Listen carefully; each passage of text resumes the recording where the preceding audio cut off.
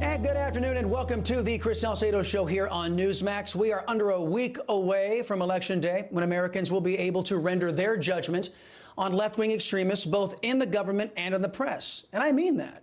When you vote against a Democrat, you're not only voting against their inflation, high prices, shortages, crime, and promotion of illegal immigration, you're also sending a message to the biased press, a group made up of mostly committed leftists that have placed Democrats' electoral prospects above the safety, security, and prosperity of their audiences.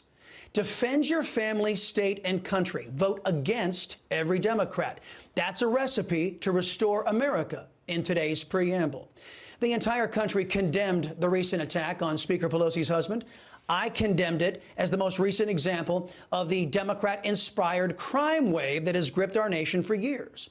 I said on Friday, and I say today, no American should have to endure this crime. But Democrats disagree with me. Democrats, both in and out of the press, say that only Democrat politicians shouldn't have to deal with this type of crime. They're cool if your family falls victim.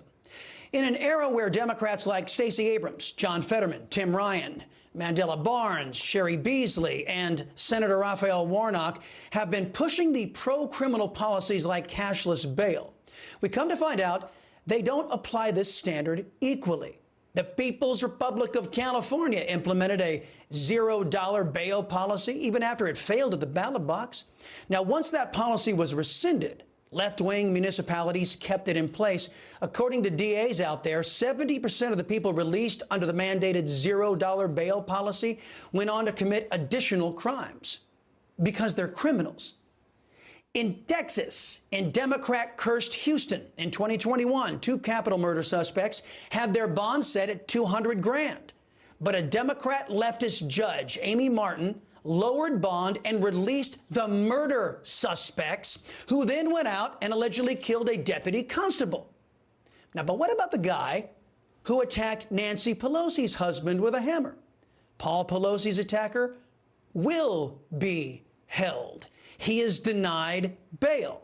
So, my friends, you see how this works. If a criminal attacks a Democrat's family, that criminal is kept tucked away in jail. But if a criminal attacks you or your family, Democrats will let those attackers loose to attack again. Podcaster Joe Rogan, unlike left-wing media, put American safety first when he detailed the Democrats' pro-crime agenda in Illinois.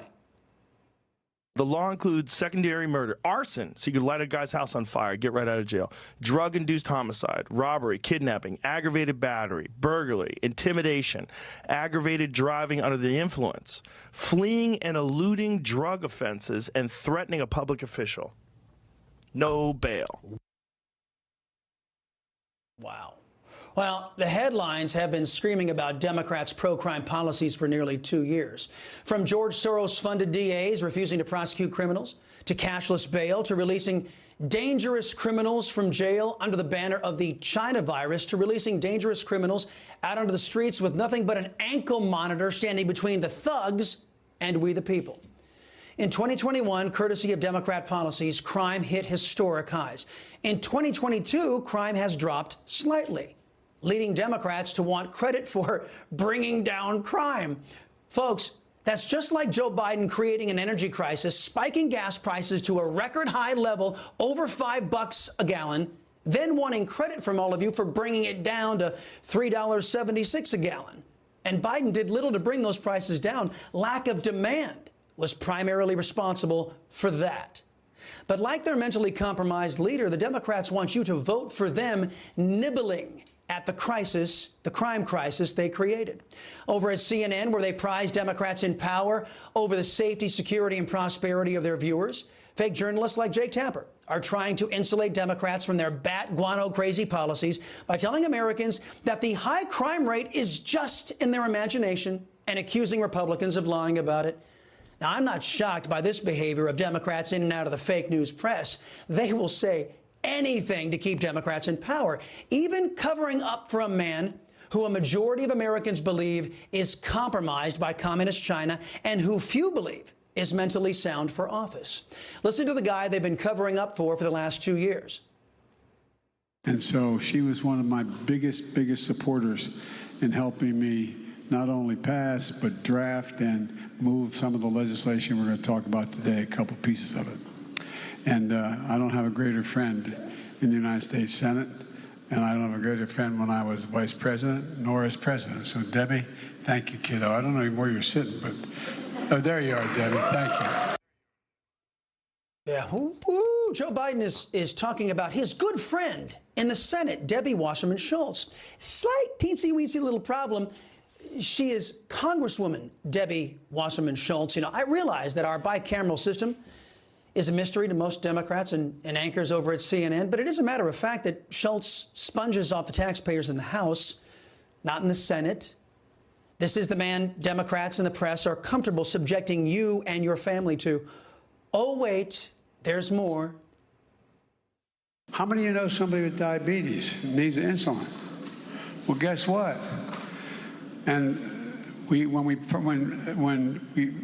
Debbie and I passed this law, it included everybody, not just seniors. And so what happened was we said, okay, you know how much it costs to make that insulin drug for diabetes? Cost. It was invented by a man who did not patent it because he wanted it available for everyone. I spoke to him, okay? Okay, there's Joe Biden claiming that he spoke with the man who discovered, not invented, insulin. Again, slight teensy-weensy bitty little problem. The man who discovered insulin, Dr. Frederick Banting, died 1 year before Joe Biden was born. But to CNN, what's a little lie or a whole smattering of them if it keeps Democrats in power, right, and harming America? And they talk about inflation. You know, we're dealing with it for a whole second. Inflation is a worldwide problem right now because of a war in Iraq and the impact on oil and what Russia's doing. I mean, excuse me, the war in Ukraine. And think of Iraq because that's where my son died. Beau Biden did not die in Iraq. He died tragically from brain cancer. But if I ask if Joe Biden is either off his rocker or off his meds, I get labeled as hateful or violent. But despite the fiction being pushed by left-wing media, opposing left-wingers is not a hateful action. Opposing harm to my country isn't a violent action. But if Democrat politicians repeat a lie long enough, chances are CNN and others like them will eventually call it fact. So keep it up, Joe. The left-wing press is with you as you undertake your jihad on the facts and our people. Now that a healthy number of Americans are rejecting the mess the Democrats have made of everything, we're getting a better sense of why we're seeing headlines like this. Leaked documents say your government and DHS colluded to silence free speech of the American people. I believe that deep down, Democrats know what they are doing to our people is wrong, but like most people with left-wing dictatorial attributes, their first instinct is to silence and quash dissent. In my opinion, Americans, real Americans, should reject this anti-American attempt to steal our safety, security, and prosperity behind an iron curtain of censorship. Contrary to their beliefs, Democrats are not entitled to rule. The American people still have something to say about it. All Americans are entitled to be safe in their cities, states, and country, not just Nancy Pelosi's family. It is my sincerest hope that you and millions of Americans head to the polls and vote to keep America, America by voting against the anti-American party, the Democrats.